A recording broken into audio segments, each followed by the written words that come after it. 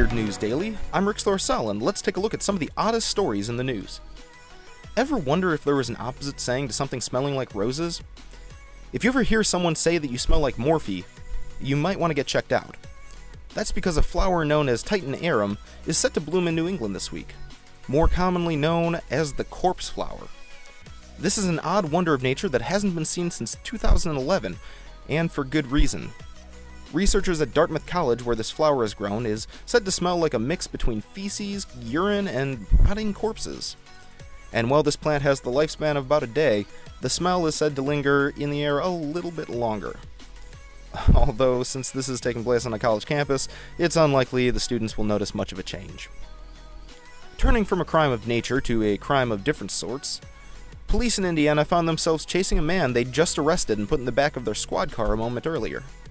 As cops in the town of Terre Haute were standing outside their vehicle, 28-year-old Cody Tyron managed to kick out the metal grille dividing the back from the front of the vehicle, climb into the driver's seat, and lead police on a dangerous chase until GPS located him shortly after. The oddest part about this story? When they pulled Tyron from the stolen squad car, they found that he'd managed to do all of this while his hands were still handcuffed behind his back. An equally embarrassing story comes from Australia, where police received a tip about a missing person and jumped into action. Using their social media savvy, they blasted Facebook with a dire plea for help to find the teenage girl in question. Help did come soon enough, though, as one of the first tips that came in was from the girl herself, saying, "Guys, I'm fine. I'm not missing. This is just an overreaction to a fight I had with my sister. I'm legit just sitting in my bedroom." This might be one of the easiest open and close cases police in Queensland have had to deal with in a while.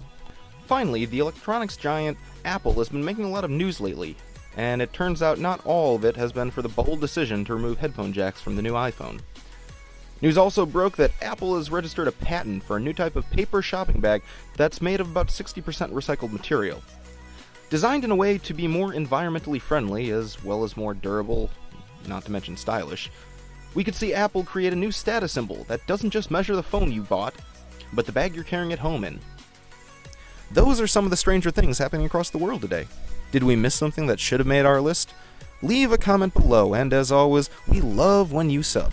So click our subscribe button or check out some of our other programs on Straight Up. I'm Rick Thorsell, and you're watching Weird News Daily.